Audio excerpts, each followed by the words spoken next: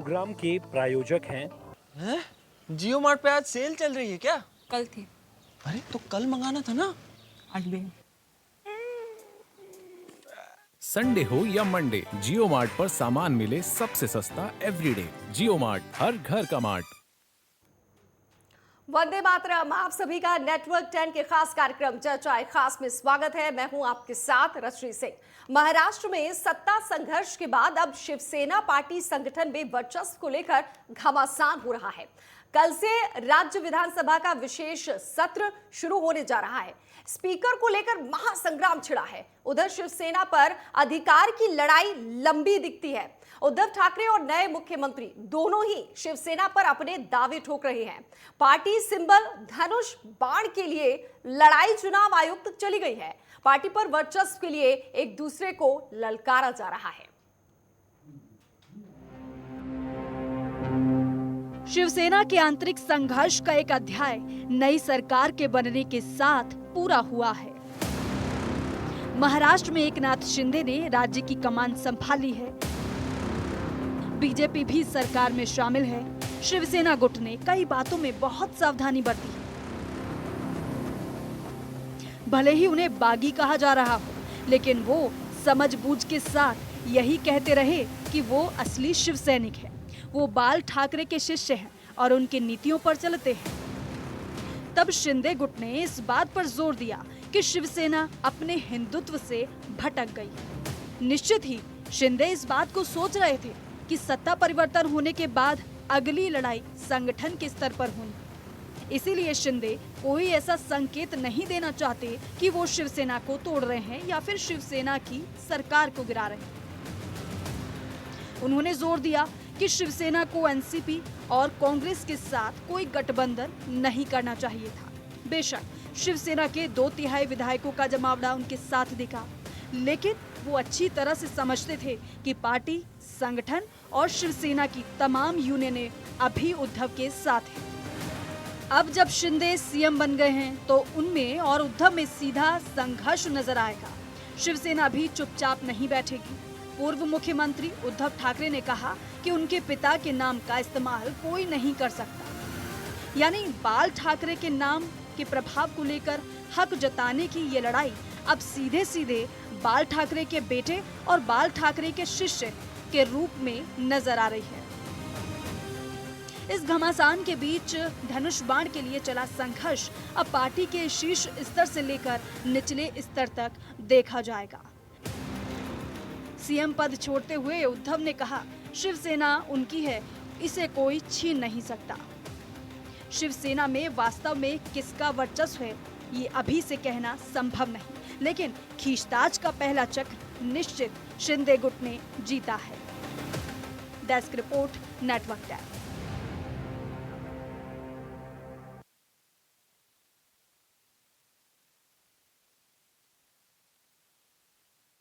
तो चर्चाएं खास की शुरुआत करते हैं और हमारे सारे मेहमान हमारे साथ जुड़ गए हैं। चलिए आपका तारुफ करवा देते हैं, स्वागत करते हैं। सबसे पहले वरिष्ठ पत्रकार यशवंत सिन्हा साहब हमारे साथ जुड़ गए हैं। बीजेपी के प्रवक्ता गिरीश पालवे जी जुड़े हुए हैं। शिवसेना नेता इंतखाब फारूकी जी जुड़ गए हैं और अरविंद जय तिलक राजनीतिक विश्लेषक जुड़ गए हैं। बहुत बहुत स्वागत है तमाम लोगों का। शुरुआत में इंतखाब फारूकी साहब आपसे करना चाहती हूँ और सवाल मेरा यही है, किसे कहेंगे आप असली शिवसेना? क्या कुछ पहले जैसा नहीं है? अभी बागी अपने को शिव सैनिक कह रहे हैं। स्पीकर का जो है चुनाव वो भी होना है।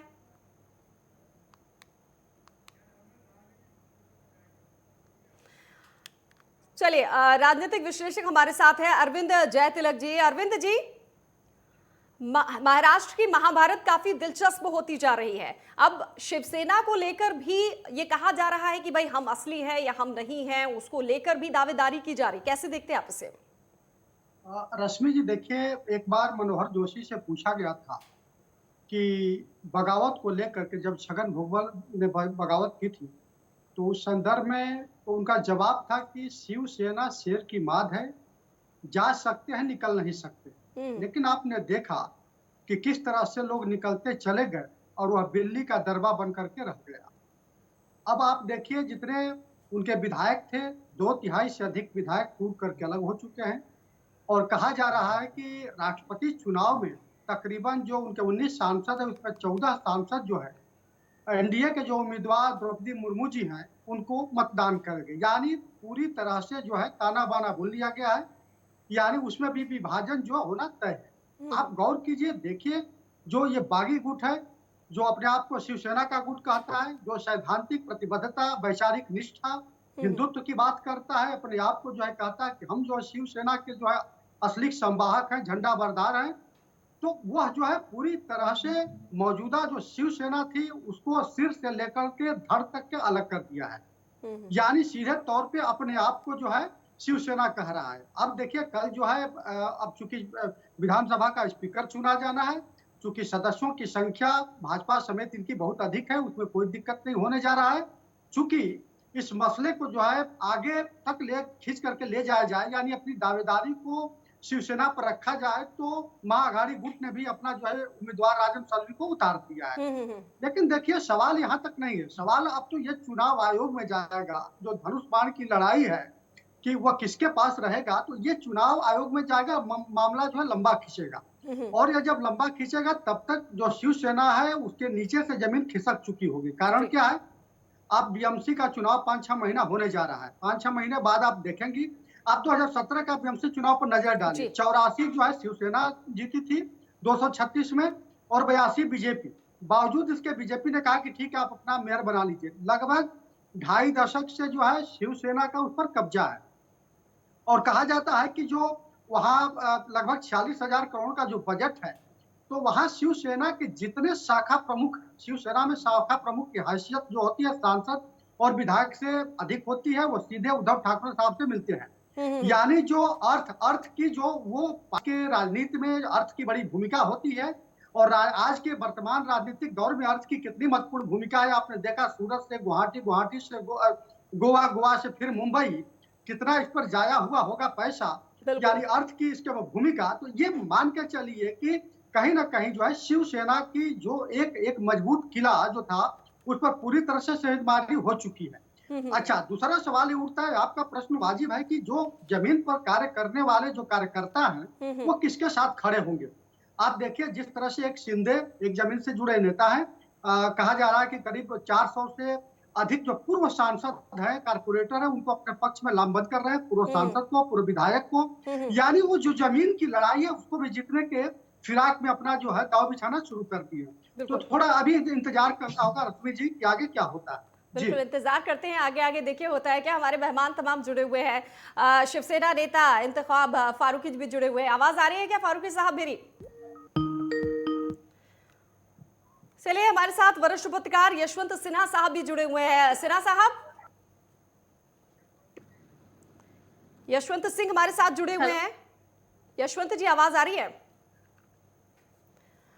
चलिए कोशिश करते हैं तमाम मेहमानों से बातचीत करने की। लेकिन महाराष्ट्र की लगातार चर्चा हो रही है और शिंदे जब सीएम बन चुके हैं तब लगता है कि वो शिवसेना संगठन में भी दरार डाल सकते हैं। यही सवाल वह शिवसेना के नेता से भी करते हैं। हमारे साथ इंतखाब फारूकी जी जुड़े हुए हैं। इंतखाब फारूकी जी, अब सवाल ये कि शिंदे जब सीएम बन चुके हैं तब लगता है कि वो शिवसेना संगठन पर भी दरार डाल सकते हैं। अभी आपने सुना राजनीतिक विश्लेषक भी क्या कह रहे थे। देखिए नमस्कार, सबसे पहले तो मैं आपको कहना चाहूंगा कि शिवसेना जो है ये बहुत ही मजबूत संगठन है, ठीक है ना। और इसमें जो है हमारे उद्धव ठाकरे साहब जो है उनकी बहुत मजबूत पकड़ है। जनता जो है वो उनको पूरा समर्थन करती है और जितने भी आज विधायक बने थे उनको शिवसैनिकों ने मजबूत तरीके से सपोर्ट कर उनको नेता बनाया, उनको विधायक बनाया और आज मंत्री बने, सब चीज। तो मैं समझता हूं कि उद्धव ठाकरे साहब के लिए, उद्धव ठाकरे साहब के साथ में जो जनता है महाराष्ट्र की, मराठा हो, सभी जात धर्म के लोग जो है महाराष्ट्र के, वो उनको बहुत समर्थन करते हैं, उनको मजबूत उनकी पकड़ है और ये मजबूत हमेशा मुझे लगता है ये पकड़ कर वो आगे चलेंगे और शिवसेना की कमान संभालेंगे। अच्छा, शिंदे साहब ने अपने ट्विटर में जो डीपी लगाई है, शायद आपने देखी हो ना देखी हो, बाला ठाकरे की फोटो लगाई जिसपे वो उनके पैरों के पास बैठे हैं। इसके क्या मायने निकाले जाए? देखिए जैसे कि आपने देखा कि शपथ लेने के टाइम पर भी उन्होंने स्वर्गीय बाला साहेब ठाकरे का नाम लेकर फिर उन्होंने शपथ ली। तो सब जो एक बात है कि बाला साहब ठाकरे की इज्जत सभी करते हैं और सब उनका सम्मान करते हैं, सारे शिवसैनिक। लेकिन अब मसला ऐसा है कि क्योंकि कुछ बातों की वजह से जो हमारे शिंदे साहब जो अलग हुए, ठीक है ना? तो वो एक अलग बात हो गई। लेकिन अभी देखने आने वाले समय में हमें ये देखना होगा कि हमारे जो पार्टी के प्रमुख है, उद्धव ठाकरे साहब, जो स्वर्गीय बाला साहब ठाकरे जिन्होंने शिवसेना की स्थापना की और इतनी मजबूत तरीके से शिवसेना के लोगों ने बाला साहब ठाकरे को प्यार किया, जनता ने। तो उद्धव ठाकरे साहब इस कमान को संभालेंगे और आगे जो उनका निर्णय होगा वो हमें देखना पड़ेगा, सारे शिवसैनिक। अच्छा, आप कह रहे हैं कि शिवसेना का जो संगठन है बहुत मजबूत है, लेकिन इसके साथ मेरा एक और सवाल ये है कि उद्धव के पास ऐसे कौन से प्रभाव हैं कि शिव सैनिक उनसे जुड़े रहेंगे, कैसे अपने संगठन को मजबूत करेंगे? देखिए, महाराष्ट्र की जो जनता है आज जितने भी विधायक बने, उन्होंने बिल्कुल शिवसेना और बाला साहब ठाकरे के फेस को और उद्धव साहब ठाकरे के फेस को देखकर उन्होंने शिवसेना को जो जितने भी हमारे विधायक है उनको हर जगह से वोट किया। तो आने वाले समय में भी आपको यही देखने मिलेगा कि उनका जो प्यार है शिवसेना के प्रति, वो उद्धव साहब ठाकरे और आदरणीय आदित्य साहब ठाकरे की तरफ है। और आने वाले समय में देखते हैं, अभी हमारे शिंदे साहब भी जो है वो कह रहे हैं कि हम शिवसेना से हैं। तो ये आने वाले समय में हमें देखना पड़ेगा कि किस तरीके से सारी चीजें होती है। चलिए, शिवसेना की हम बार बार चर्चा कर रहे हैं क्योंकि नई सरकार तो बन गई है, नई सरकार के सामने बहुत सारी चुनौतियां। हमारे साथ तमाम मेहमान जुड़े हुए हैं। वरिष्ठ पत्रकार यशवंत सिंह साहब हमारे साथ जुड़े हैं। सिंह साहब, शिवसेना को लेकर सबसे पहले हमने तमाम लोगों से सवाल किया, आपसे सवाल ये कि अगर शिवसेना में आगे बिखराव होता है तो सियासत किस तरह का रुख लेगी?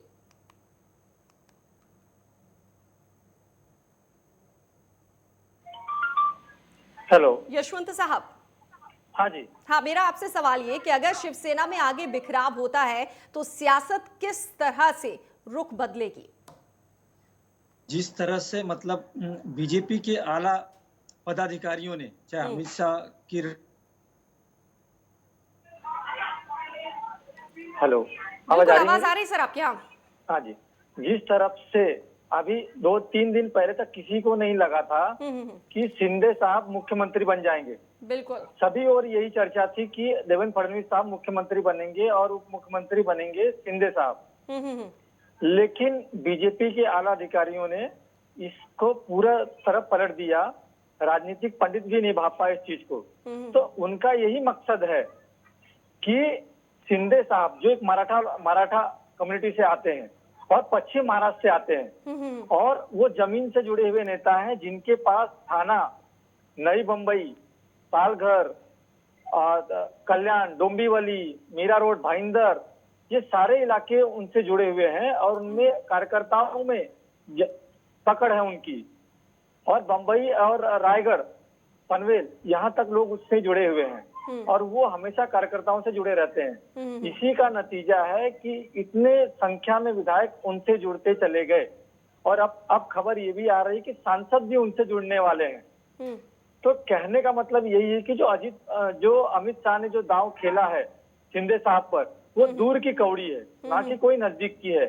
उन्हें और शिंदे साहब जो है लगातार हिंदुत्व की बात कर रहे हैं, बाला साहेब की बात कर रहे हैं, जो बीजेपी का भी यही प्लेटफॉर्म है।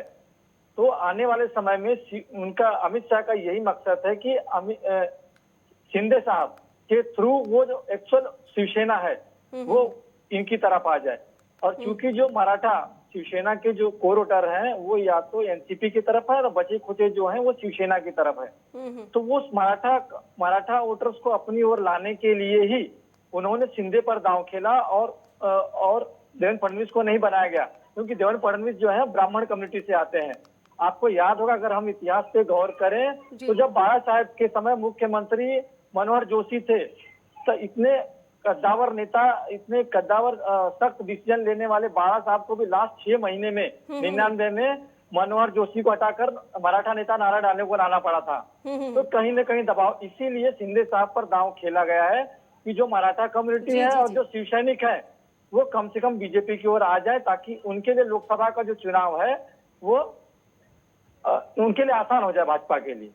बिल्कुल। हमारे साथ गिरीश पालवे जी भी जुड़े हुए हैं, बीजेपी के प्रवक्ता।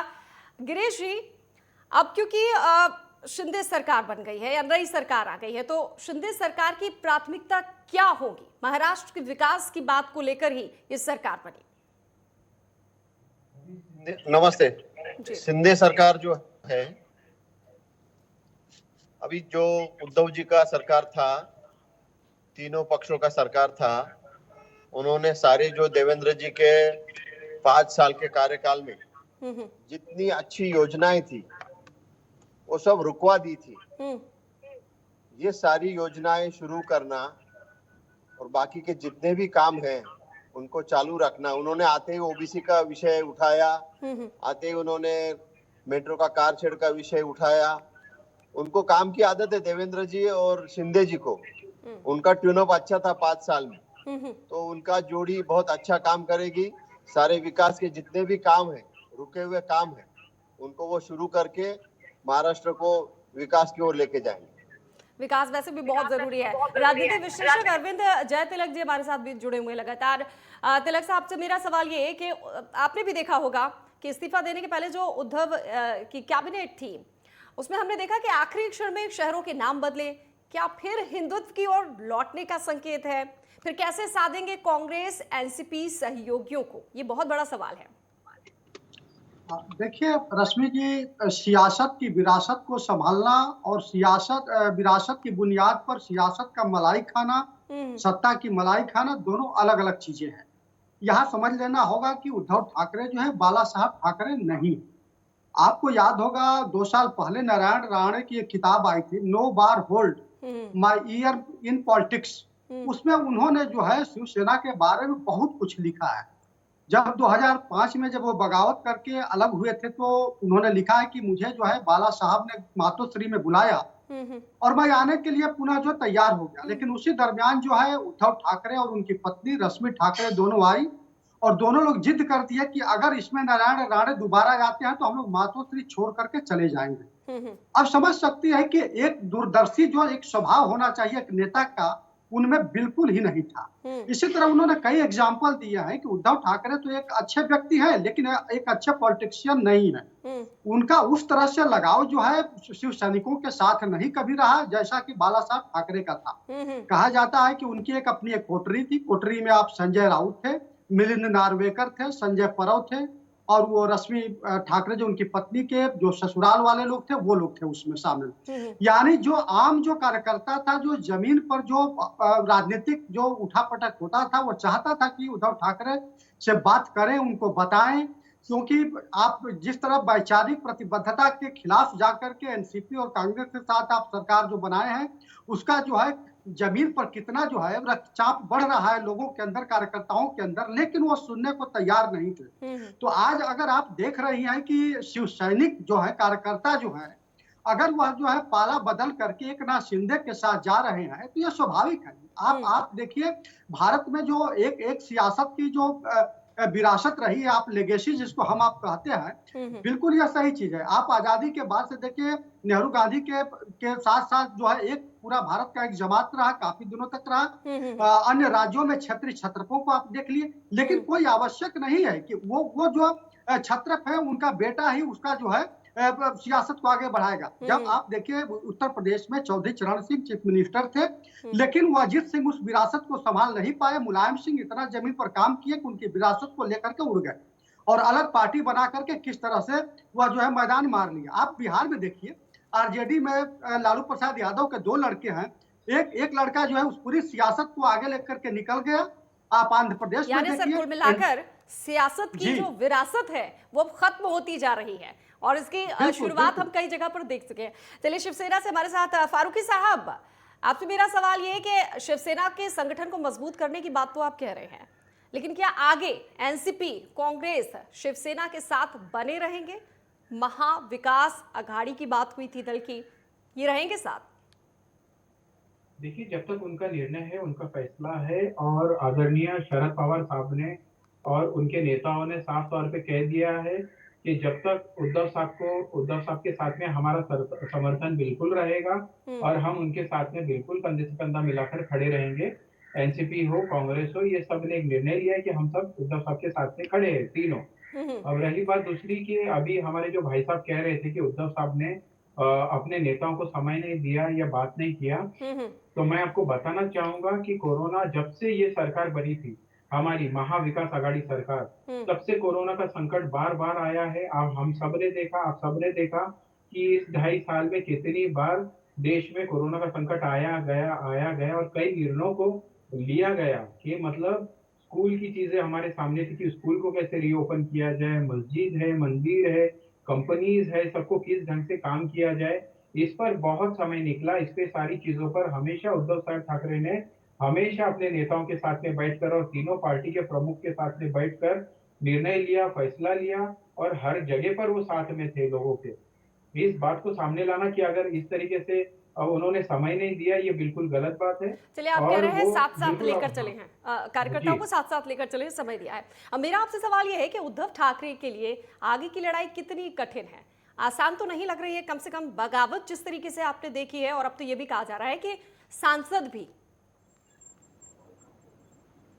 आगे की लड़ाई कुछ कठिन नहीं है। सब जो महाराष्ट्र की जनता है, जैसे मैंने आपको बताया, वो बिल्कुल बाला साहब ठाकरे को प्रेम करती है और उद्धव ठाकरे को वो जनता समझती है और वो बिल्कुल आगे बढ़ चढ़कर शिवसेना को साथ देंगे।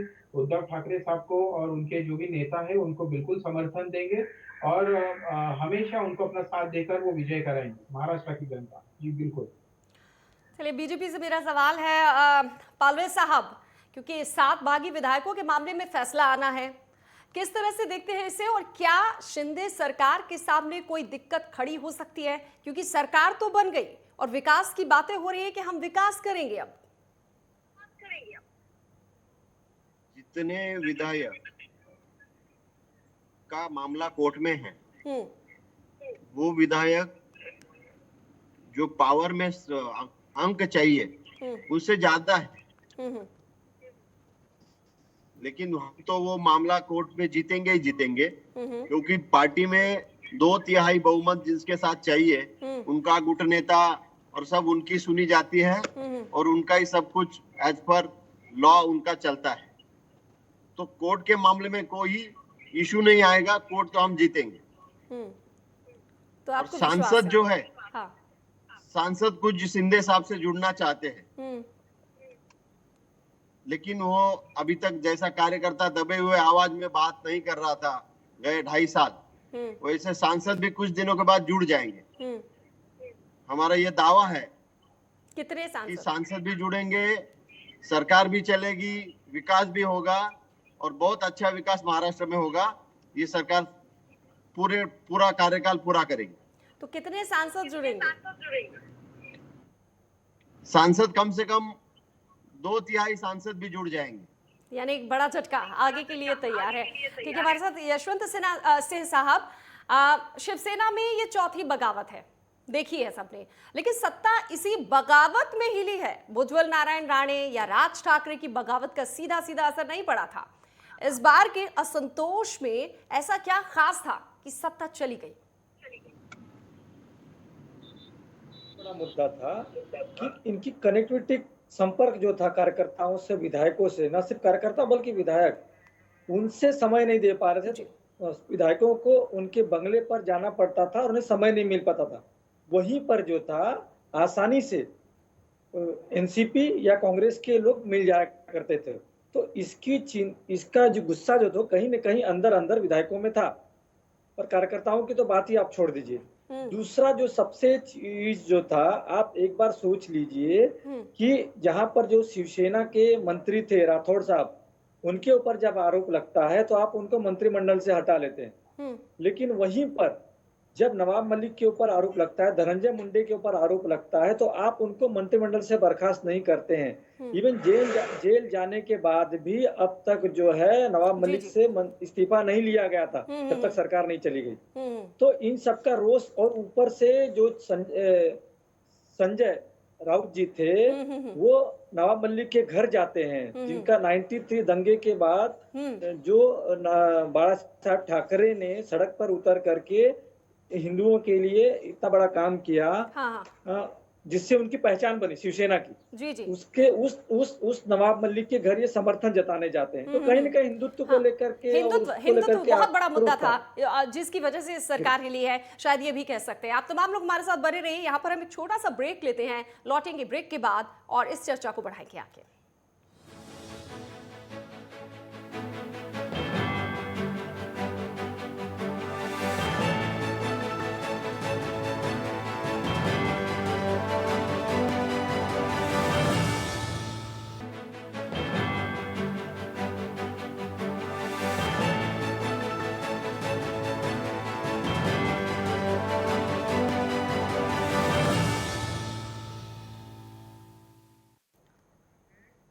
किसकी शिवसेना, जी हाँ, इसी पर हम लगातार चर्चा कर रहे हैं। ब्रेक के बाद आप सभी का बहुत बहुत स्वागत है।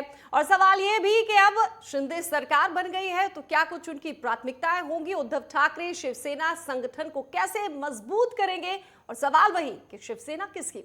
इन्हीं सवालों के जवाब ढूंढने की कोशिश करें। हमारे साथ मेहमान जुड़े हुए, मिलवा देते हैं आपको वरिष्ठ पत्रकार यशवंत सिंह साहब, गिरीश पालवे जी बीजेपी के प्रवक्ता जुड़े हुए हैं, इंतखाब फारूकी साहब शिवसेना के नेता जुड़े हुए हैं, और अरविंद जय तिलक राजनीतिक विश्लेषक हमारे साथ जुड़े हुए हैं।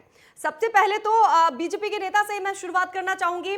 पालवे जी, मेरा सवाल आपसे ये कि अब क्योंकि स्पीकर को लेकर महासंग्राम है, आपके प्रत्याशी भी हैं शिवसेना की भी, क्या तैयारी है अब आप लोग की? Please repeat. स्पीकर को लेकर भी महासंग्राम है। एक तरफ तो शिवसेना किसकी है, इसको लेकर लगातार सवाल उठ रहे हैं कि शिंदे की है या उद्धव ठाकरे की है, तो दूसरी तरफ अब स्पीकर को लेकर महासंग्राम है। ऐसे में क्या तैयारी है? स्पीकर तो हमारा ही बन जाएगा, हमारे पास नंबर है तो इसलिए स्पीकर हमारा ही बन जाएगा, उसमें कोई दो राय नहीं है। यानी आप आश्वस्त हैं? पूरे आश्वस्त हैं। आपने हमारे पास पावर नहीं थी तभी देखा कि देवेंद्र जी के नेतृत्व में हमने कैसे राज्यसभा और विधान परिषद के जितने सीट खड़े किए उसने हमने जीते। तो उनका जो नियोजन है वो बहुत ही अच्छा है, वैशिष्ट्यपूर्ण है, अनुभवपूर्वक। तो हम ये विधानसभा के अध्यक्ष का चुनाव भी हम जीत जाएंगे। चलिए, स्पीकर का चुनाव भी आप लोग जीत जाएंगे क्योंकि संख्या बल आपके साथ है। नेता शिवसेना के इंतखाब फारूकी साहब, आवाज आ रही है मेरी? आपसे मेरा ये सवाल है कि स्पीकर को लेकर महासंग्राम मच रहा है जिस तरीके से, अब वो कह रहे हैं कि भाई हमारा तो तय है, आप लोगों ने भी कैंडिडेट उतारा है, कितने आश्वस्त हैं? देखिए, मैं आपको कहना चाहूंगा कि ये आने वाले समय में अभी क्योंकि हमारी सरकार जो चल रही थी, लेकिन जो भी अब ये सारे इंसिडेंट सामने आए तो इस वजह से अभी सामान्य सुप्रीम कोर्ट का हमने साथ लिया है, उद्धव ठाकरे साहब ने हमारे सामान्य, और वो बिल्कुल जैसे भी जो समय रहेगा उचित उसके साथ में हम सामने आएंगे। हमारी जो तैयारी है, सारे प्रमुख लोग निर्णय लेंगे और उसके साथ में फिर ये निर्णय लिया जाएगा कि कब सामने आकर अपने मतों को सामने रखें। चलिए ठीक है। राजनीतिक विश्लेषक अरविंद जय तिलक साहब, एकनाथ शिंदे को लेकर जो केसरकर है उन्होंने कहा कि एकनाथ शिंदे हैं शिवसेना विधायक दल के नेता। अब ऐसे में असली शिवसेना किसकी है? यह था कि शिवसेना के में अब तक जो है लगभग 4 बगावत हो चुके हैं, लेकिन चौथी बगावत जो है शिवसेना को जड़ से जो है हिला करके रखती है। देखिए, जो 3 बगावत हुए थे शुरुआत में छगन भुजबल के, नारायण राणे के और राज ठाकरे के, तो उस समय बाला साहब जीवित थे, उन्होंने जो उस बगावत की आंधी को थाम ली थी। लेकिन जो चौथी बगावत हुई है यह जो है उद्धव ठाकरे के समय हुई है, जिसको थामने में यह विफल रहे। मैं पहले ही कहा कि उद्धव ठाकरे साहब बाला साहब ठाकरे नहीं है। आपको याद होगा 2012 में जब अंतिम अपने जीवन के विजयादशमी को उन्होंने संबोधित किया, सभी लोग जानते हैं कि हर विजयादशमी को बाला साहब ठाकरे महाराष्ट्र की जनता को संबोधित करते थे और जो कहते थे वही शिवसेना सैनिकों के लिए जो है उनके लिए बाइबिल होता था, कुरान होता था, गीता होता था। तो उन्होंने स्पष्ट कहा था उस समय कि देखिए, उद्धव या राज को पार्टी पर जब भी थोपने की कोशिश होगी तो आप लोग शिवसेना छोड़ दीजिएगा, लेकिन जो शिवसेना के जो उत्तराधिकारी होंगे शिव सैनिकों के साथ बेहतर सामंजस्य बनाए कि उनको आप कभी छोड़िएगा मत, आप वफादारी कीजिएगा। अब ये सवाल यह है कि क्या शिवसेना उद्धव ठाकरे जो है उस पर बोझ बन करके रह गए हैं? साफ जाहिर होता है कि जिस तरह से पार्टी में बगावत हुई। देखिए, सबको मालूम है कि 2024 में विधानसभा का चुनाव, लोकसभा का चुनाव होना है। कहा जाता है कि तेल को और पानी को आप एक पात्र में नहीं रख सकते। आप जिसके खिलाफ चुनाव लड़ करके आप 2019 में आए और फिर जो है उसके साथ गठबंधन करके कैसे चुनाव लड़ पाएंगे? आपकी वैचारिक प्रतिबद्धता कहाँ पर टिक पाएगी? आप देखिए, उत्तर प्रदेश में भाजपा के सहयोग से बसपा जो है 4 बार सरकार बनाई। नतीजा क्या निकला कि 14 साल तक भाजपा जो है सत्ता से बाहर रहे। आपने देखा कि वैचारिक प्रतिरोध सपा बसपा में कितना रहा, लेकिन 2019 में जब मिल करके चुनाव लड़े तो बसपा का जो वोट बैंक है सपा के पास नहीं गया। तो कुछ इसी तरह के जमीन पर जो अपने वोट बैंक होते हैं, जो बॉर्डर वोट होते हैं, वह अपने अपने वैचारिक निष्ठा के प्रति इस तरह के संकल्पित होते हैं कि उसको जो है आप दाएं बाएं नहीं कर सकते हैं। तो जो चुनाव लड़ने के इच्छुक थे उनमें जो है पूरी तरह से कहीं ना कहीं जो है एक जो है विद्वेष की भावना थी और ये मान करके चल रहे थे कि ये तो पूरा हम लोगों का राजनीतिक जीवन संकट में पड़ जाएगा।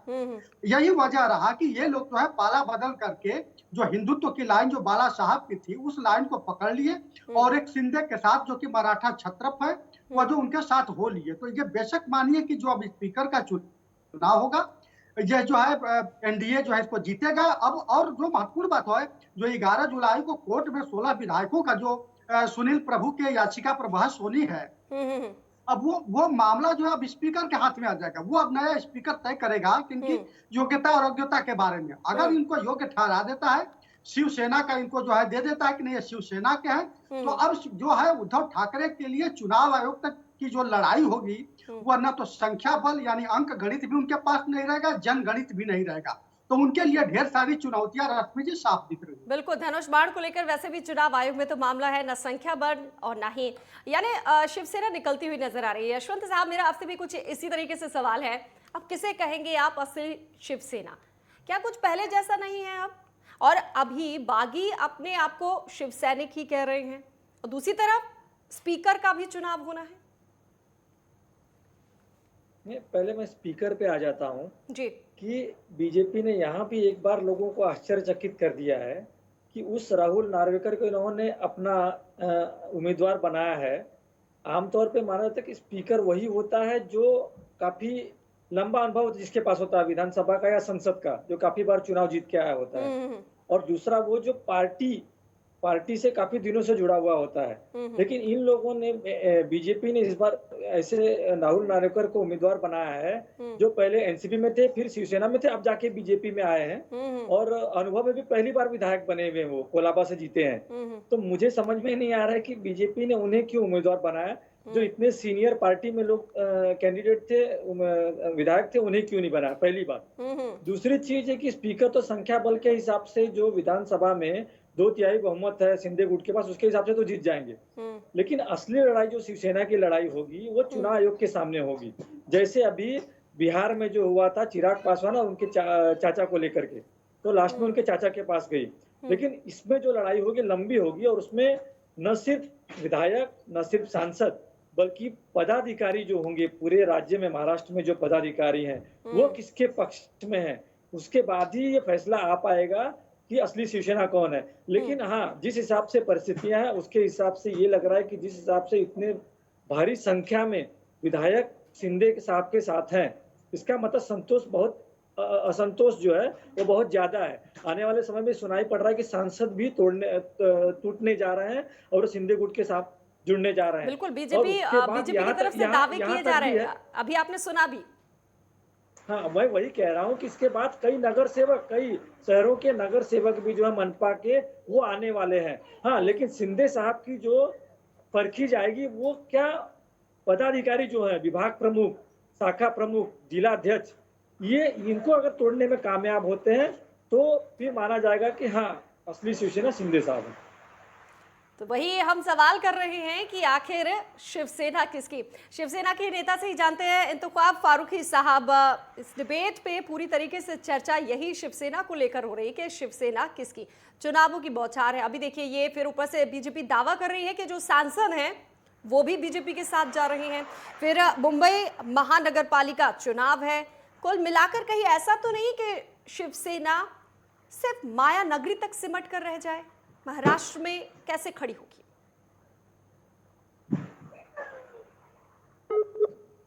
करते हैं लोग, अपना ध्यान बहुत चलाते हैं। लेकिन मैं आपको बताना चाहूंगा कि समय का इंतजार करना चाहिए, समय के लिए देखना चाहिए कि समय कब, किस समय में हमें सामने रिजल्ट दिखता है कि किस तरीके से कौन कितना पावरफुल है, कितने तरीके से आगे आते हैं। अभी इस तरीके से अनुमान लगाना कि अभी सारे विधायक आ रहे, सारे सांसद आ रहे, तो ये बात सर अनुमान नहीं लगा रहे। ठीक है, देखिए लोगों की हमारी ही बात- डिबेट हाँ। में बीजेपी के नेता ये दावा कर रहे हैं, उसी के बल पर हम आपसे ये सवाल कर रहे हैं। देखिए दावा कर सकते हैं, अनुमान लगा सकते हैं, ठीक है सारी चीजें, लेकिन एक समय का इंतजार कीजिए। देखिए आपको जी। बिल्कुल आने वाले समय में शिवसेना की जो शक्ति है वो देखने मिलेगी, और जो लोग हैं, महाराष्ट्र की जनता और सांसद जो है, ये सब इस समय में सांसद ही जो हमारे हैं और विधायक जो है हमारे पास में, वो रात दिन अभी मीटिंग्स में लगे हुए, चाहे मातोश्री हो या सेना भवन हो, सब जगह उनकी एक मजबूत तरीके से मीटिंग चल रही है कि किस तरीके से हमें आगे अभी काम करना है। और उद्धव ठाकरे साहब से वो मिलकर इसी चीज का निर्णय ले रहे हैं कि हमें किस तरीके से आगे जाना है। फिर लोग अब कैसे बता सकते हैं कि सांसद भी हमारे साथ में जुड़े हैं और हमारे साथ में और भी सब विधायक आ रहे हैं और पार्टी के दूसरे भी सब पदाधिकारी आ रहे हैं, तो ये एक अनुमान ही है मेरे ख्याल से। बाकी और इसमें कुछ मजबूत मेरे ख्याल से कुछ चीज नजर नहीं आ रही। जी गिरीश पालवे जी, ये महज अनुमान लगाया जा रहा है क्या? देखिए अभी भी उनको विश्वास नहीं हो रहा है कि ऐसा कुछ हो सकता है, इतना बड़ा उलटफेर हो गया उसके बाद एक और। मुझे इसमें दो चीजें ऐड करनी है जी। एक तो शिवसेना अपने मूल विचार हिंदुत्व से दूर जा चुकी है। तब बाला साहब ठाकरे थे, अभी बाला साहब ठाकरे नहीं है, इसीलिए शिवसेना मूल विचार से दूर गई। नहीं तो बाला साहब ठाकरे अगर होते तो शिवसेना अपने मूल विचार से कभी दूर नहीं जाती। हमने स्वर्गीय बाला साहब ठाकरे के इतने सारे वीडियो और विचार और भाषण हमने सुने हैं, जबकि वो हम यूपी में साथ में ही थे, कि मैं हिंदुत्व छोड़कर जाऊंगा नहीं, कांग्रेस राष्ट्रवादी ये पार्टियों से कभी मैं साथ जाऊंगा नहीं, मैं सत्ता में नहीं बैठूंगा लेकिन साथ में नहीं जाऊंगा। लेकिन महाराष्ट्र की जनता ने जो कॉल दिया था 2019 को, उसको छोड़कर, अपने मूल विचार को छोड़कर, अपने संस्कार को छोड़कर शिवसेना सिर्फ पावर के लिए राष्ट्रवादी और कांग्रेस के साथ में गई और अपना सीएम पद घर में रखने के लिए ठाकरे जी ने निर्णय लिया। उस समय भी ठाकरे जी एक शिवसैनिक को मुख्यमंत्री बना सकते थे, लेकिन उन्होंने वैसा नहीं किया। ये एक चीज है। दूसरी चीज है कि ताकि शिवसेना अपने मूल विचार से दूर जाने की वजह से जो नीचे का उनका पार्टी वर्कर है वो काफी दुखी है, असंतोषी है। दूसरा, संगठन साथ में रहे ना रहे, अगर फिर भी संगठन साथ में रहता है तो महाराष्ट्र की जो जनता है वो शिवसेना अपने मूल विचार से दूर जाने की वजह से शिवसेना के ऊपर खुश नहीं है, ना खुश है, असंतोष में है। इसलिए हमने जितने भी मिडल इलेक्शन देखे हैं वो इलेक्शन में शिवसेना 4 नंबर पे गई है, भाजपा 1 नंबर पे, राष्ट्रवादी 2 नंबर पे और शिवसेना 4 नंबर पे। ये महाराष्ट्र की जनता का असंतोष शिवसेना को देखने को मिला है। फिर भी शिवसेना ये एक्सेप्ट नहीं कर रही है कि हम उभर सकते हैं। शिवसेना अब नहीं उभरेगी, मूल शिवसेना शिंदे जी के साथ में रहेगी। हाँ। ये कार्यकर्ताओं की शिवसेना है, बाला साहब की शिवसेना है। ठीक है, बहुत कुछ कह दिया आपने, बहुत बड़ी बात कह दी है। अरविंद अजय तिलक जी, अब देखिए उद्धव के हाथ से सत्ता भी गई, शिवसेना की बात भी कही जा रही है। कुल मिलाकर मेरा आपसे ये सवाल है कि शिवसेना को फिर से कैसे खड़ी होगी शिवसेना, और क्या कुछ करना चाहिए अब उद्धव ठाकरे को? देखिए, मेरा मानना है कि राजनीति में स्थापित वही होता है जो अपने आप को साबित करता है। उस वक्त ऐसे आते हैं जहां कसौटी पर, उस अग्नि परीक्षा पर आपको 100% खरा उतरना होता है। लेकिन आप जो है सत्ता के लिए अपनी जो वैचारिक प्रतिबद्धता है उसके साथ समझौता कर लेंगे तो वह सत्ता आपको बहुत दूर तक नहीं ले जा सकती है। अब देखिए, अभी आदरणीय यशवंत जी ने बहुत एक अच्छा सवाल उठाया कि समझ से परे है कि राहुल नार्वेकर को जो स्पीकर के तौर पे भाजपा को सामने ला रहे हैं। देखिए, भाजपा जो है लगातार अपनी जो पॉलिटिक्स है उसमें नए नए प्रयोग कर रही है। बिल्कुल। अब आप देखिए असम में जो देखिए जो कांग्रेस से आया व्यक्ति है वहां पर जो है भाजपा का मुख्यमंत्री बन गया। बिहार में भाजपा बड़ी पार्टी होने के बावजूद भी जो है वहां पर नीतीश कुमार को मुख्यमंत्री बना दी। भाजपा के लिए राज्यों में अपनी इजारेदारी को स्थापित नहीं करना, उसके लिए दिल्ली महत्वपूर्ण है क्योंकि वह देश की किस्मत को तय करता है। इसीलिए भाजपा जो है नए नए प्रयोग कर रही है। वो कहते हैं ना कि आप फूलों को काट सकते हैं लेकिन बसंत को आने से रोक नहीं सकते हैं। तो संभवतः इस चीज को जो है उद्धव ठाकरे समझ नहीं पा रहे हैं। आप देखिए किस तरह उनमें वैचारिक बदलाव हुआ कि आप 2.5 साल तक आप जो है एनसीपी के साथ गठबंधन किए, आपका कैलेंडर जो भगवा होता था वो हरा हो गया और उसके बाद जो है जब आपकी सत्ता जाने लगी तो आप उस्मानाबाद और औरंगाबाद का नाम बदल करके जो है जो वहाँ के क्षेत्रीय जो प्रतिष्ठा परक जो हमारी संस्कृति के लोग थे उनके नाम पर रखने का प्रयास किया। ये इस तरह के जब आपके दोमुखी जब विचारधारा रहेगी तो जनता के बीच कार्यकर्ता के बीच जो है कंफ्यूजन पैदा होगा। तो कुल मिलाकर के अब उद्धव ठाकरे के लिए देखिए काफी कुछ पानी जो है बह चुका है। अब उनको समेटना बड़ा मुश्किल होगा। संगठन को समझना होगा, संगठन को मजबूत करना होगा। और जैसे कि शिंदे ने भी कहा कि हिंदुत्व के रास्ते से भटक गई शिवसेना, तो क्या वो लौट रहे हैं उसकी तरफ या लौटना पड़ेगा? देखिए अब बड़ी देर हो चुकी है क्योंकि उनकी जो वैचारिक निष्ठा जो है पूरी तरह से एक्सपोज हो चुकी है कि वो सत्ता के लिए किसी भी हद तक जा सकते हैं। 2019 में जब चुनाव किसी के साथ लड़े जो है और जो है देखिए मौलवी का काम निकाह कराना होता है, दुल्हन पर कब्जा करना नहीं होता है। बिल्कुल बिल्कुल, और वो हो चुका है, वो हो चुका है। देखिए आगे आगे होता है क्या। बहुत बहुत शुक्रिया तमाम लोगों का, यशवंत साहब, गिरीश साहब, इंतख्वाब साहब, अरविंद जी, हमारे साथ चर्चा में जुड़ने के लिए, अपना वक्त हमें देने के लिए। तो महाराष्ट्र जैसे बड़े प्रदेश में हमेशा सियासी गतिरोध देखा गया है। बेशक इस समय एकनाथ शिंदे के नेतृत्व में सरकार बन गई है, लेकिन शिंदे गुट अब संगठन पर भी अपना प्रभाव चाहता है। शिंदे गुट ने इसके लिए पहल भी कर दी है और उद्धव ठाकरे भी पूरी तरह से सजग है। इसमें थोड़ा वक्त लगेगा कि शिवसेना के कार्यकर्ता और संगठन के नेताओं का झुकाव किस तरफ होगा, खासकर तब जबकि अगला रण मनपा और कई स्थानीय चुनाव हैं। इस चर्चा को यहीं पर विराम देते हैं, फिर मिलेंगे एक नए विषय के साथ। तब तक के लिए दीजिए मुझे इजाजत। जय हिंद।